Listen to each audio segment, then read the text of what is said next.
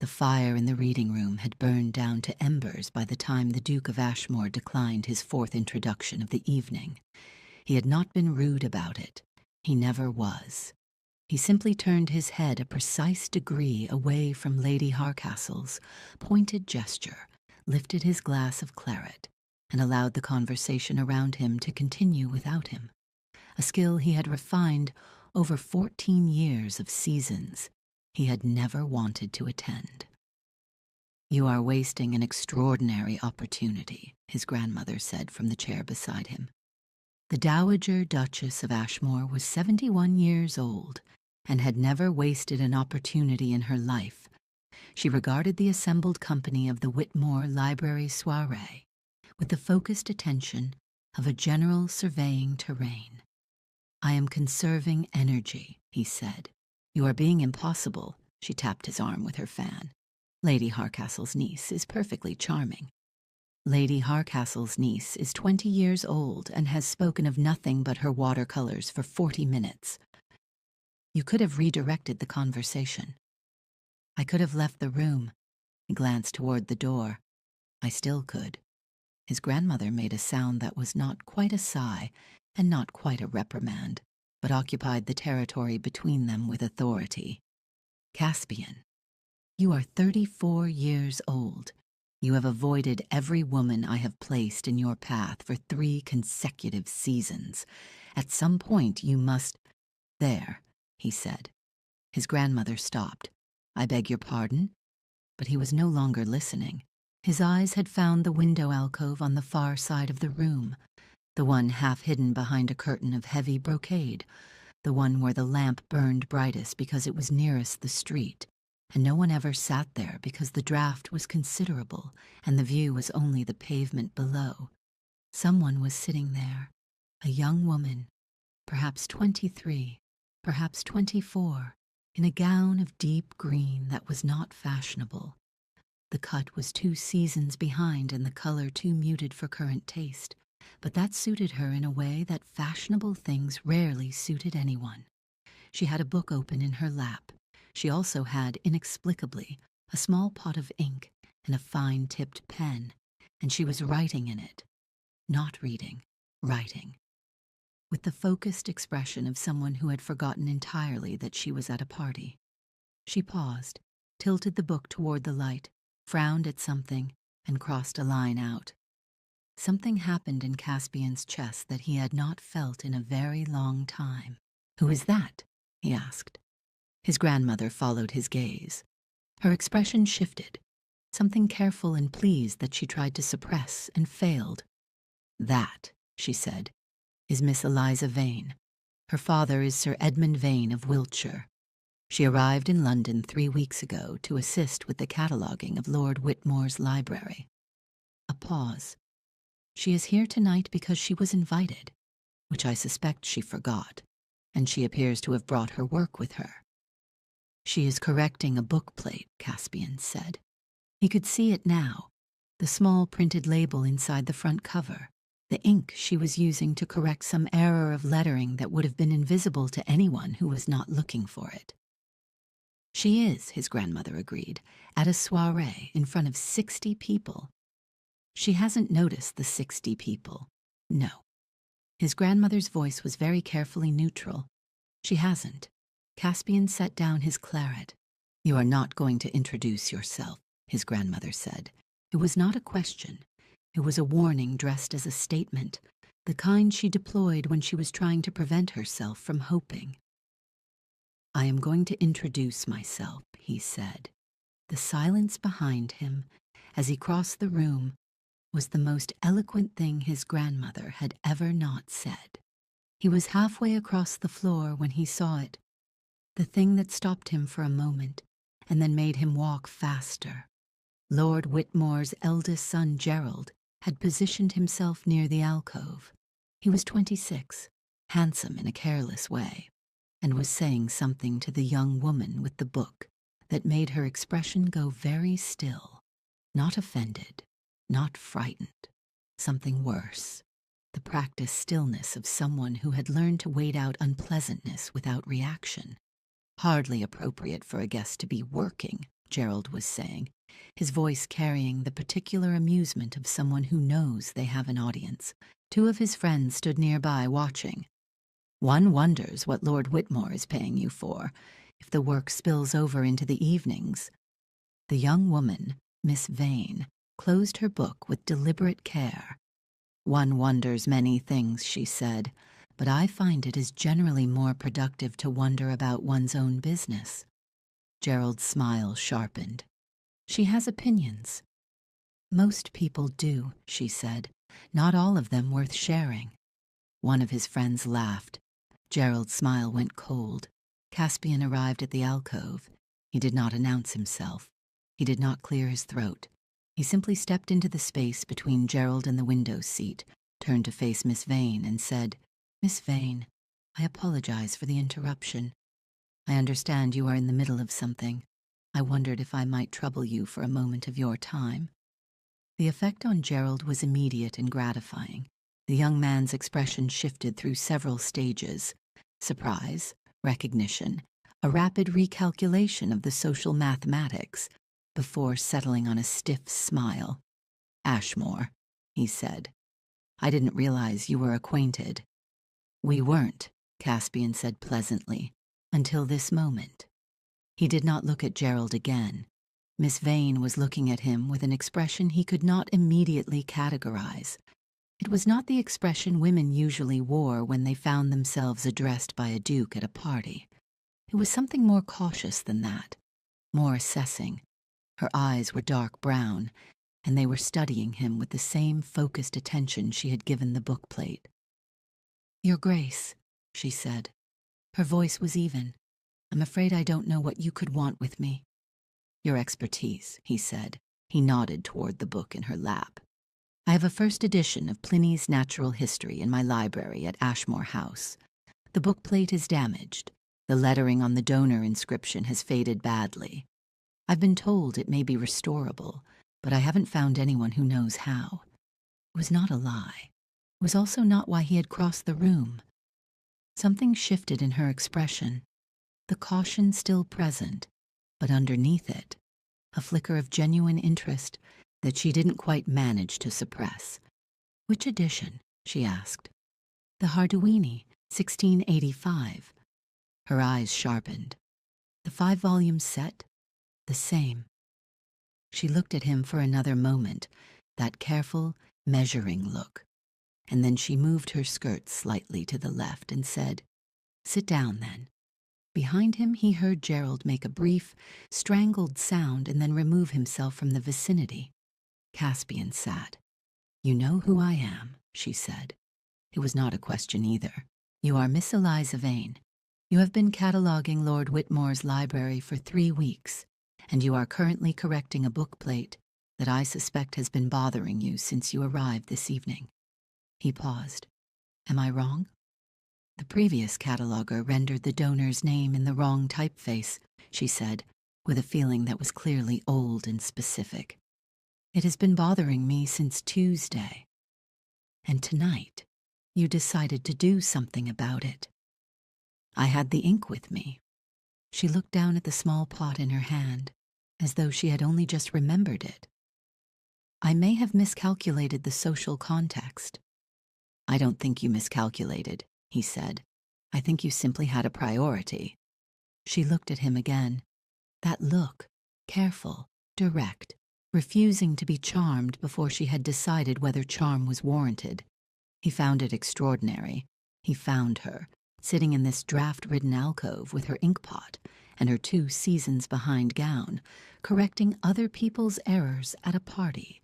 Entirely extraordinary.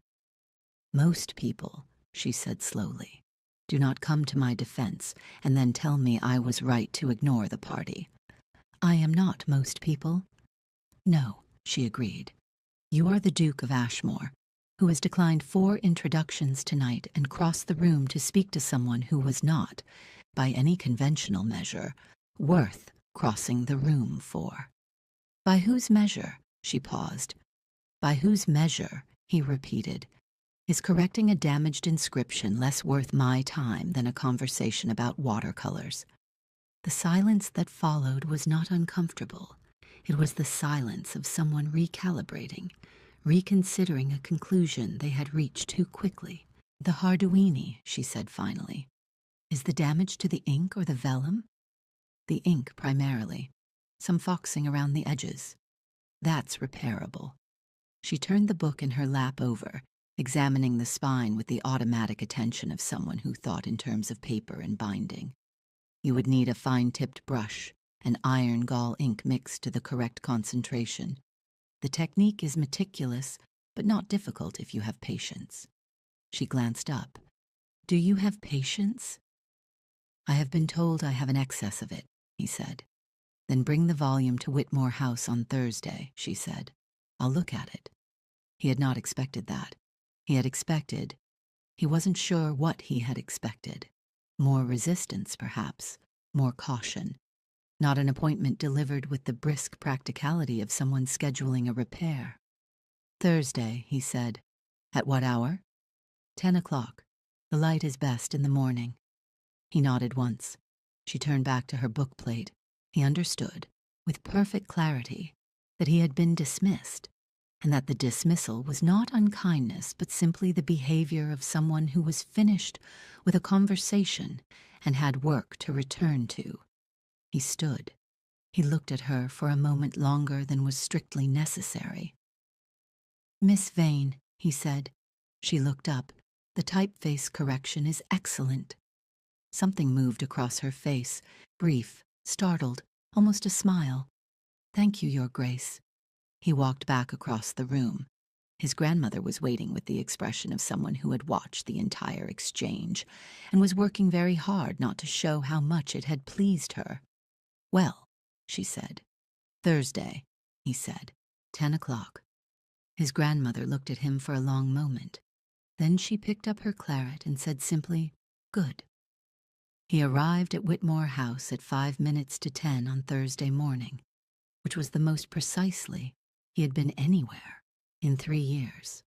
He told himself it was because he valued punctuality. He carried the Hardouini under his arm and did not examine his reasons further. Miss Vane was already in the library. She had cleared a section of the central table, arranged a lamp at the precise angle to maximize the morning light, and was laying out brushes with the systematic attention of someone preparing for surgery. She looked up when he entered, assessed the volume under his arm, and said, "Set it on the stand. Don't open it yet. I need to examine the binding first." He set it on the stand. He did not open it. She worked with a concentration that was complete and entirely unself-conscious. She examined the binding, the spine, the state of the vellum, the nature of the foxing, and the faded inscription with a magnifying glass she produced from her apron pocket. She made small sounds as she worked, not words, just the sounds of a mind actively processing. Caspian stood to the side and watched her. "You're staring," she said without looking up. "I'm observing. Is there a difference?" "Staring implies I'm not thinking. I'm thinking." She set down the magnifying glass. "What are you thinking?" "That you are very good at this." She looked up then, and he saw the same thing he had seen at the alcove, that brief, startled quality, as though a compliment delivered without motive was something she had to recalibrate around. "It's a skill," she said, "like any other. Most skills are not applied with that degree of care. Most skills aren't applied to things that matter." She picked up the fine brush. "The inscription is Latin. Do you read it?" "Reasonably well." "The donor is a Thomas Vane," she said, "of Wiltshire." He was still for a moment. "A relation?" "My grandfather." She said it without particular emotion, but her hand was very careful on the brush. "He donated this volume to a private collection in 1731. The collection was dispersed at auction in 1798. Lord Whitmore acquired it at that auction." She touched the brush to the first letter of the inscription. "I didn't know it was here until Tuesday." The room was very quiet. "That is why you were correcting it at the party," he said. The previous cataloger had rendered his name incorrectly. Her voice was even. "I wanted it right." Caspian looked at the inscription, at the faded letters of a name that connected the woman standing across from him to a book that had traveled 60 years and 3 owners to end up in a library where she happened to be working. "I'm glad it's here," he said, "and I'm glad you found it." She looked up at him again. This time the look was different, not assessing, not cautious. Something more open than that, something that made him feel, uncomfortably and wonderfully, as though he had said exactly the right thing without intending to. "It needs 2 sessions," she said, returning to the brush. "Come back on Saturday." He came back on Saturday. He came back the following Tuesday. He came back on Thursday after that, and by then neither of them pretended it was entirely about the book. They talked while she worked, about books first, because books were safe and both of them knew the terrain. Then about other things, about her father's estate in Wiltshire, which she described with the careful love of someone who had been away from it long enough to miss it, about his estate in Derbyshire, which he described with the careful distance of someone who had spent 3 years using it as a place to avoid the world, about the season, which she found bewildering in its priorities, about the city, which he found tolerable in small doses, about the particular loneliness of being in rooms full of people and feeling entirely alone in them. That last subject arrived on a Tuesday afternoon, when the rain was heavy against the library windows, and the fire had burned down to something companionable, and she said, without looking up from the binding she was repairing, "You declined 4 introductions before you spoke to me. Why?" "Because none of them were interesting," he said. "And I was?" "You were correcting a book plate at a party." He paused. "You had forgotten there was a party." "I hadn't forgotten," she said. "I was simply prioritizing." "Yes." He looked at her. "That was interesting." She set down the binding. She turned to face him fully, which she did not always do. She was more comfortable, he had learned, when she had something to do with her hands. "Your Grace," she said. "Caspian," he said. "We have been in this library 6 times. I think you can manage, Caspian." Something moved in her expression. "Eliza," she said after a moment, "since we are being informal." "Eliza." He said it as though he was testing the weight of it. It was a good weight. "What were you going to say?" "I was going to say—" She stopped. She looked at the fire. "I was going to say that I don't know what this is. This. You. Coming here. Talking to me." She picked up a pen and put it down again. "Dukes don't generally seek out the company of women who catalog libraries. This Duke does." "Why?" He looked at her for a long moment. The fire cracked. Rain ran down the windows in long silver lines. "Because you are the most honest person I have met in 14 seasons, he said. "Because you say what you think, and you care about what matters to you without apology. Because you corrected a book plate at a party because it had your grandfather's name in it, and you wanted it right. And that is the most human thing I have witnessed in a very long time." The silence that followed was the kind that has weight. "I don't know what to do with that," she said finally. Her voice was very quiet. "You don't have to do anything with it," he said. "I'm not asking you for anything. I'm just telling you the truth." She looked at him then, really looked at him, the way she looked at books she was trying to understand, the way she looked at inscriptions she was trying to read. He let her look. He had nothing to hide from her. He had discovered somewhere between the 2nd and 3rd Tuesday that he had nothing to hide from her. "All right," she said softly. "All right." She picked up the binding again. He picked up the book he had been reading. The rain continued.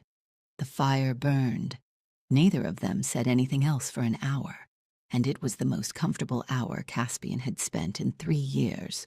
The Hartfield ball was the event of the season, which was a sentence Caspian had heard applied to at least 1 ball per season for the past 14 years. He attended because his grandmother asked him to, And because Eliza would be there, Lord Whitmore had extended the invitation to include his household staff, who had become, over the course of the season, something closer to colleagues. And because he wanted to see her in a ballroom. He saw her the moment she entered. She was wearing blue, not the muted green of the soiree, but a deep, jewel-toned blue that was entirely her, and her hair was dressed with more care than usual, and she was scanning the room with the slightly overwhelmed expression of someone who found large social gatherings a foreign country. He was across the room from her, and he did not care about the distance. He was beside her in 4 minutes. "You look," he started.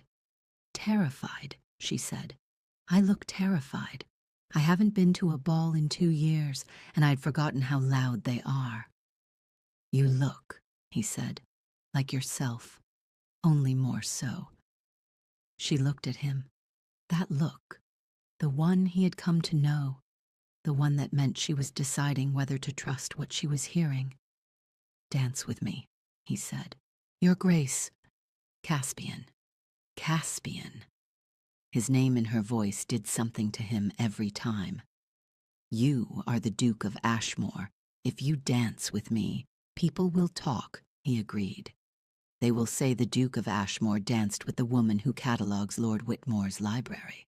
They will speculate. They will form opinions." He held out his hand. "Let them." She looked at his hand. She looked at him. Something shifted in her expression, the caution receding, something braver taking its place. She took his hand.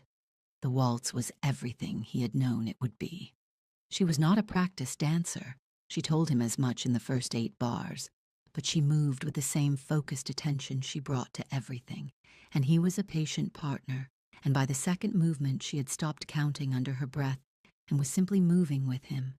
He held her at the proper distance. He wanted to hold her closer. He did not.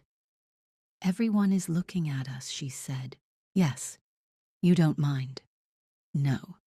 She was quiet for a moment. "I mind," she said. "Not for myself. For you. Your grandmother has been trying to introduce you to suitable women all season, and instead you are dancing with—" "The woman I want to dance with," he said. "Eliza." She looked up at him. "There is no instead," he said. "There is only this." The music turned. He turned with it, and she turned with him, and the room was full of candlelight, and the sound of 100 conversations, and the smell of hothouse flowers, and none of it mattered at all. It was after the 3rd dance that Lord Pemberton appeared. Viscount Pemberton was 30, charming, well-connected, and had been pursuing Eliza, Caspian had learned from his grandmother, since the 2nd week of the season. He was exactly what her father would have chosen for her, which was to say, he was titled solvent, and entirely without the capacity to see her clearly. "Miss Vane," Pemberton said, materializing at her elbow with a glass of champagne and a smile that Caspian had learned to distrust on sight. "You look magnificent tonight. I had not realized you were acquainted with Ashmore." "We are acquainted," Eliza said. Her voice was careful. "Indeed." Pemberton's smile did not waver. He glanced at Caspian with the particular ease of a man who had never been made uncomfortable by anything. "Ashmore. I didn't know you had an interest in libraries." "I have many interests," Caspian said. Pemberton turned back to Eliza. "I wonder if I might steal you for the next set. I believe they're forming for a country dance." Eliza glanced at Caspian. He kept his expression neutral. It was her choice. It would always be her choice. "Thank you, Lord Pemberton," she said. "Not tonight." Pemberton's smile flickered, just slightly. "Of course," he bowed, easy and unruffled. "Another time." He left. Eliza watched him go with an expression Caspian couldn't read. "He will say something to you," Caspian said quietly. "He already has." She turned to face him. "Last week, at the Whitmore Musicale, he told me that you collect things, rare books, unusual objects. interesting people, that you are known for it, that I should not mistake being collected for being chosen." The words landed like a blade. "Eliza, is it true?" Her voice was very even. Her chin was very level. She was looking at him with the direct, honest gaze that had undone him at the soiree, and he understood, with perfect clarity, that she was not asking him to reassure her. She was asking him for the truth. "No," he said, "it is not true." "Then what is true?" He looked at her. The ballroom moved around them, indifferent. The candles burned. Somewhere a violin climbed towards something. "The truth," he said, "is that I crossed a room because you were correcting a bookplate, and you had forgotten there was a party. The truth is that I have spent 6 Tuesdays in a library, not because of any book, but because you were there. The truth is that I have not wanted to be anywhere as much as I have wanted to be in that library with you, and I have not said so because I was not sure you wanted to hear it." He stopped. He had not meant to say all of that. He said it anyway. "That is the truth, all of it." She was very still. "I am not collecting you," he said. "I am, Eliza. I am asking if you will let me." The silence stretched between them like held breath. "Ask me what?" she said softly. "To court you," he said, "properly. With your knowledge and your consent and your father's blessing if he will give it, and without it if he won't." Something moved across her face, something large and complicated, and finally, something that looked like belief. "All right," she said. Her voice was barely above a whisper. "All right, Caspian." He let out a breath he had been holding since Tuesday. Sir Edmund Vane arrived in London on a Wednesday, and Caspian knew the moment he saw the man's expression that Pemberton had been busy. The meeting took place in the drawing-room of Whitmore House, which was neutral territory, which Eliza had insisted upon, with a firmness that told him she had anticipated this. Sir Edmund was a tired-looking man of 55, who had the eyes of someone who had made too many difficult decisions, and the posture of someone who had stopped fighting the consequences of them. "Your Grace," he said, "I am told you have been paying particular attention to my daughter." "I have," Caspian said, "with her knowledge and her consent.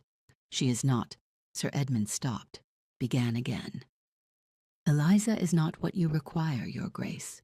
She is not well connected. She has no fortune. She has a habit of speaking her mind in company, and a tendency to prioritize books over people, which I say with love, but also with honesty." He looked at his hands. "She is not what a duke requires." "With respect," Caspian said, "I am the duke in question, and I am better placed than you to know what I require. Pemberton, Caspian said, is a man who told your daughter that I collect people. He said this because he wanted her to doubt me, and he wanted her to doubt me because he wants her for himself. I am not interested in what Pemberton wants." Sir Edmund was quiet. "Sir Edmund." Caspian leaned forward. "I am asking your blessing because Eliza would want me to, and because I respect her enough to do this properly. But I want to be clear with you. I am going to court your daughter whether or not you give it. I am going to do so openly, and with every intention of marrying her, if she will have me. The only question is whether you will be part of that or not." It was not a threat. It was a fact, delivered without heat. The older man looked at him for a long time. Something moved in his face, something that might have been guilt, or relief, or the exhaustion of a man who had been making the wrong choices for a long time and knew it. "She is the best person I know," Sir Edmund said quietly. "She always has been." "Yes," Caspian said, "she is." Another silence. Then, "You have my blessing, Your Grace." Eliza was waiting in the corridor when he came out. She had been pretending to examine a painting, which she had told him she was going to do, and which he had told her was entirely transparent, and which she had done anyway. She turned when she heard the door. He looked at her. He nodded once. She closed her eyes for a moment. When she opened them, they were bright. He said yes, she said. It was not a question. He said yes. She crossed the corridor in 3 steps and took his hands in both of hers. The first time she had reached for him, the first time she had moved toward him without waiting to be asked. And he held her hands and felt something in his chest that had been wound very tight for a very long time finally. Slowly, release. I was going to leave, she said. Last week, after what Pemberton said. I had decided. I was going to finish the catalog and go back to Wiltshire and tell myself it had been a pleasant season. I know, he said. How do you know? Because you stopped reaching for books when I was in the room, he said. You always reach for a book when you're uncomfortable. You stopped, which meant you were trying not to be comfortable, which meant you were preparing to go. She stared at him. You noticed that. I notice everything about you, he said. I have been noticing everything about you since a Tuesday evening when you were correcting a bookplate and the rest of the room had ceased to exist for you. He turned her hands over in his, looking at them, ink-stained at the fingertips, careful and capable. You were never invisible to me, Eliza, not for a single moment. The tears came then, not dramatically, not in a flood, but the quiet kind that arrive when something you have been braced against for a very long time turns out not to be what you feared. No one has ever... She stopped, started again. I have spent a great deal of my life being the person in the corner with the book. I know. And you crossed the room. I crossed the room, he said, and I would cross it again, every time. She looked at him, that look, the one he loved, the one that saw him clearly. And then she said, very quietly, I think I love you. Something blazed in his chest.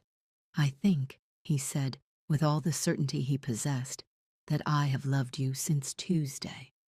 She laughed, a real laugh, startled and warm, and he thought it was the best sound he had ever heard in a library or anywhere else. They were married in October, in the church at Ashmore, with his grandmother in the front pew wearing an expression of magnificent vindication, and her father beside her looking for the first time since Caspian had met him, genuinely at peace. Eliza wore blue, not the ball gown blue, but something deeper, richer, the color of ink and evening and the particular quality of light in a library at 10 in the morning. When it was his turn to speak, Caspian held her hands and looked at her, and said the only things that were true. I have been in rooms full of people, and felt entirely alone in them. I have declined introductions and avoided seasons and told myself I was content with the distance. And then you were in an alcove with an inkpot, correcting something that everyone else had overlooked, and I understood that I had been waiting, not for a title, or a fortune, or a connection, but for someone who cared about getting things right. Someone who would notice what was worth noticing. He paused. I choose you, Eliza, not your family, not your position. You, the woman with the ink on her fingers and the book in her lap, and the absolute conviction that a name rendered in the wrong typeface is worth correcting at a party. His voice was not quite steady. I choose you every day. I will choose you every day. She was crying. She was also smiling. I choose you, she said, when it was her turn. The man who crossed the room. That's all I need to say. 2 years later, the library at Ashmore House had been reorganized 3 times, twice by Eliza, and once by their daughter, who was 14 months old, and had developed a habit of redistributing books to locations that made sense only to her. The Harduini sat in a glass case near the window, the inscription fully restored, the donor's name rendered in the correct typeface at last. On a Tuesday morning in November, Caspian found his wife in the library with a book open in her lap and a small pot of ink beside her, and the focused expression that meant the rest of the world had temporarily ceased to exist for her. He stood in the doorway for a moment, watching her. She looked up, saw him, smiled, the real one, the startled, warm one. "You're staring," she said. "I'm observing," he said. "There's a difference." "What are you thinking?" He crossed the room. He sat beside her. He looked at the book in her lap. Another inscription, another small wrong being quietly made right. And then he looked at her, and he thought, This is what I crossed the room for. "I'm thinking," he said, "that some things are worth getting exactly right." She leaned her head against his shoulder. Outside, November light fell across the shelves, across the glass case with the Hardwini, across the room that smelled of old paper and ink, and the particular warmth of a fire that someone had thought to light because someone else would be cold. "Tell me again," she said softly, "why you crossed the room." He pressed his lips to her hair. "Because you had forgotten there was a party," he said. "And I had never wanted to be at one less." She turned a page. He stayed. "Thank you for spending this evening with Eliza and Caspian, with the woman who corrected a bookplate at a party, and the man who finally found a reason to cross the room." Their story began with a small wrong being made right, and it became the truest thing either of them had ever chosen.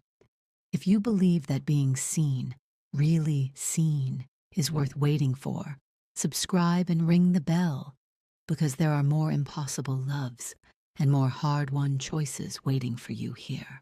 Every single story exists because you stay until the end. You are the reason these stories get told.